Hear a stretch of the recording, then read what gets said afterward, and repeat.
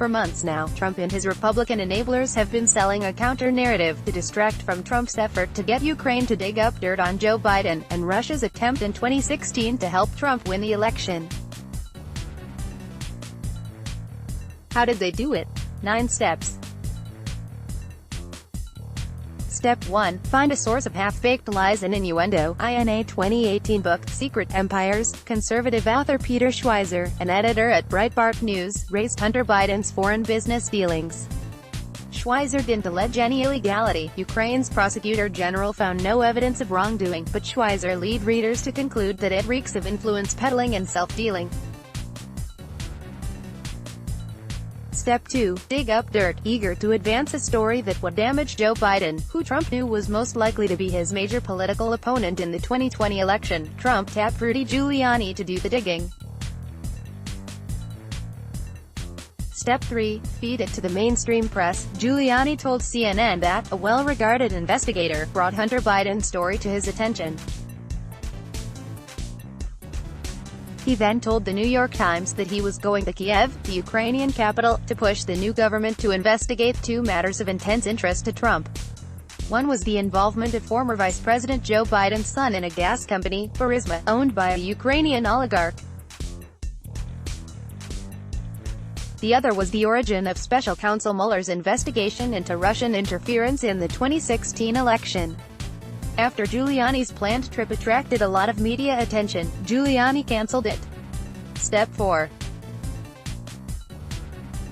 Hire a disreputable team of dirt diggers. Giuliani looked for whatever he could find about the Bidens and the Mueller investigation, employing people who are more schooled in public relations than in investigations. Those who helped Giuliani included Victoria Toensing and her husband Joe DiGenova.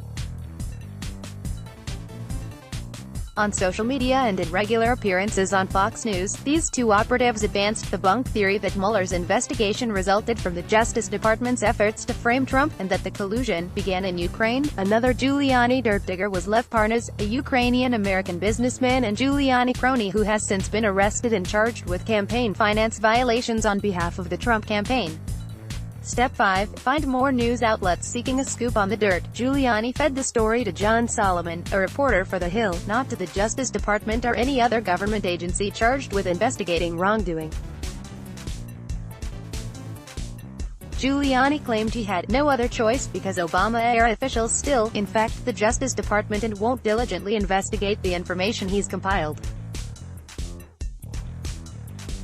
Step 6. Make it look like investigative reporting. The Hill doesn't have a reputation as a right-wing publication, even though its publisher, James Finkelstein, has been friends with Trump for decades.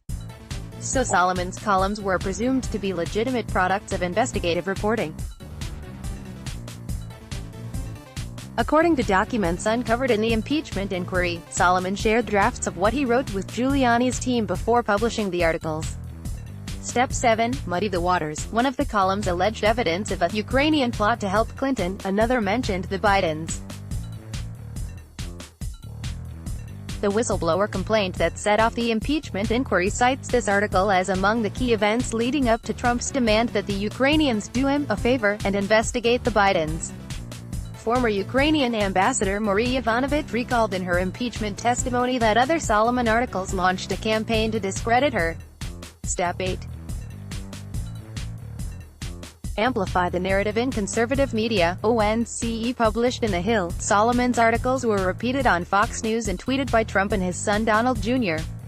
Fox's Hannity and other conservative hosts often identified Solomon as an investigative reporter.